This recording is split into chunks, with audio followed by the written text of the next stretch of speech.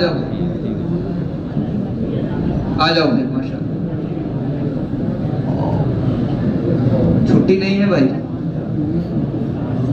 ترتیب ہے.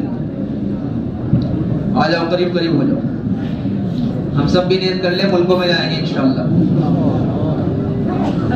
ہم سب عالمی نبی کے عالمی امتی ہیں. کسی ایک گھر کے لیے, ایک علاقے کے لیے ہم پیدا نہیں ہوئے, ہم تو عالم کے لیے پیدا ہوئے. جائے گا وہ جو اللہ سے مانگ لے گا, چاہ لے گا. اللہ رب العزت کے ہیں قبولیت چلتی, قابلیت نہیں چلتی. ہم سب مانگیں اللہ سے.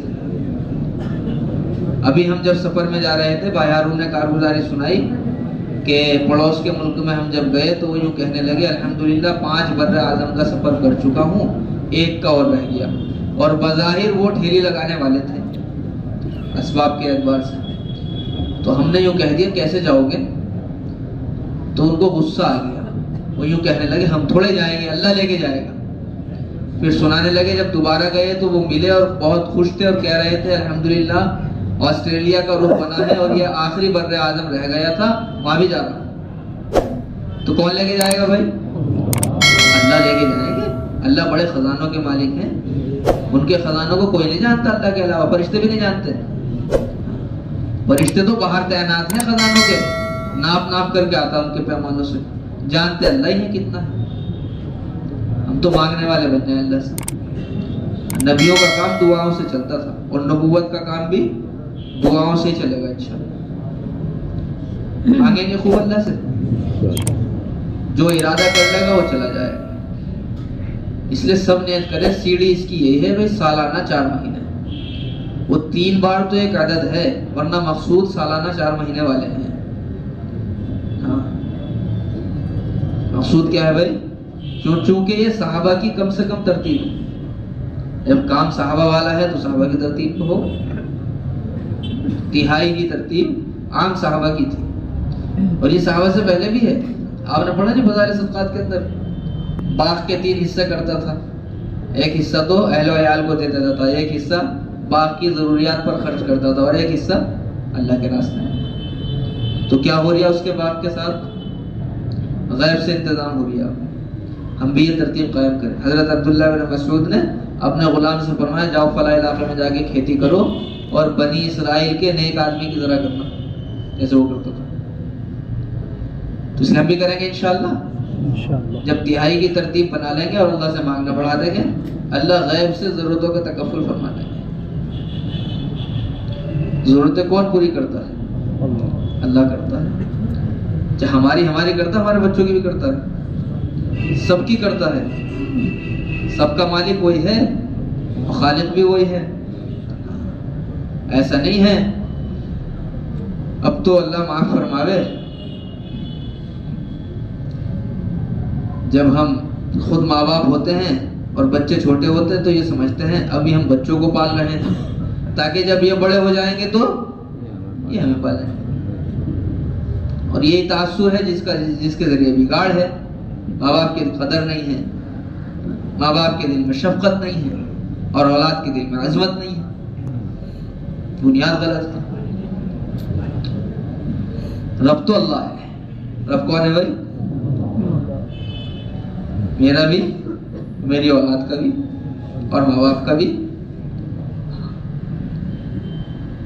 اس لیے اس یقین کا جتنا مضبوط ہوگا اتنا خروج آسان ہو جائے گا.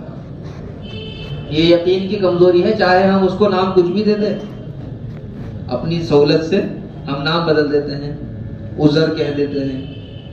ابھی فرما رہے تھے عذر تو عورتوں کو ہوتا ہے. عذر کس کو ہوتا ہے؟ وہ معذور ہے شریعت میں. آپ پوچھے علماء کرام سے, مردوں کو کوئی عذر نہیں ہوتا. مرد تو وہی ہے جس کو عذر نہ ہو. کون ہے مرد؟ آپ دیکھو, آپ پوچھے بیٹھے علماء کرام پوچھ لیں ان سے کہ آپ کیا مرد کو کوئی ایسا عذر آ جاتا ہے جس میں وہ معذور ہو جاتا ہو؟ ہاں, عورتوں کو ایسا عذر پیش آ جاتا ہے جس میں وہ معذور سمجھی جاتی ہے. تو ہم تو سب مرد ہیں الحمدللہ ہیں, تو عذر نہیں آنے گا انشاءاللہ ہمارے سامنے, بلکہ تقاضا آئے گا تو ہم تیار ہو جائیں گے انشاءاللہ. سالانہ 4 مہینے کم سے کم. کون کون نیت کرتا ہے؟ اللہ دیکھ رہا ہے, فرشتہ لکھ رہا ہے. ٹھیک ہے انشاءاللہ. ہم تو بھول جائیں گے کس کس نے ہاتھ اٹھایا تھا کس نے. جس نے نہیں اٹھایا اس کو بھی اللہ جانتے ہیں کہ وہ اتنا بیچارہ کمزور ہے کہ خیر کے کام کے لیے ارادہ بھی نہیں کر سکتا. بھائی ارادہ تو کریں. جس نے نہیں اٹھایا وہ بھی اٹھا لو انشاءاللہ.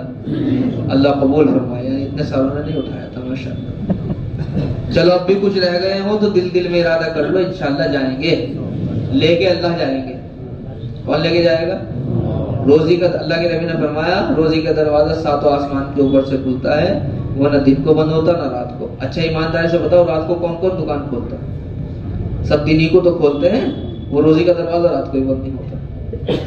کاروبار محدود ہیں لیکن اللہ رب العزت ضرورتوں کو پورا کرتا ہے. وہ تو کبھی بند ہی نہیں ہوتا دروازہ. آپ جماعت میں جاؤ تو بھی دروازہ کھلا رہے گا.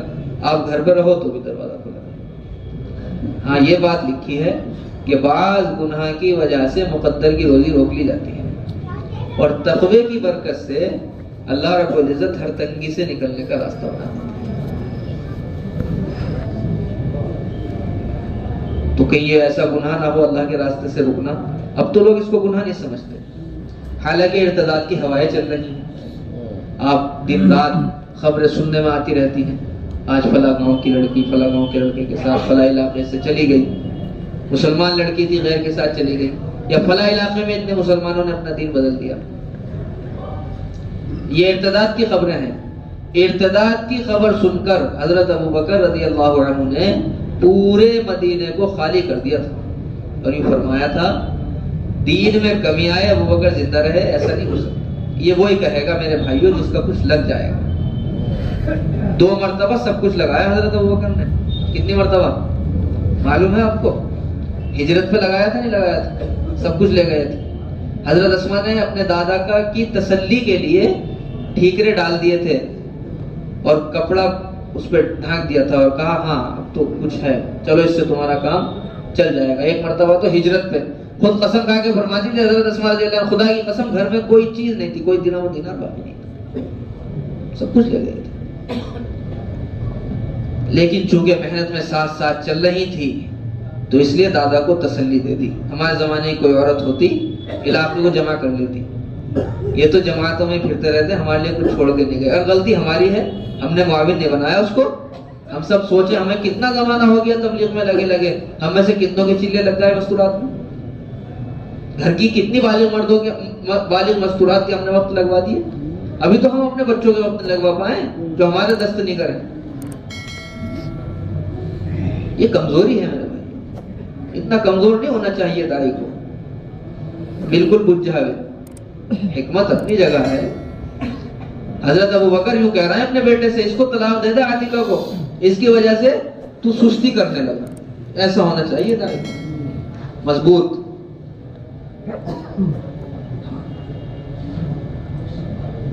چونکہ سب کچھ لگایا تھا اور دوبارہ پھر لگایا جب اللہ کے نبی نے تبوک کے موقع پر مطالبہ کیا. تو جو سب کچھ لگا دے گا نا اسی کے اندر سے آئے گی آواز.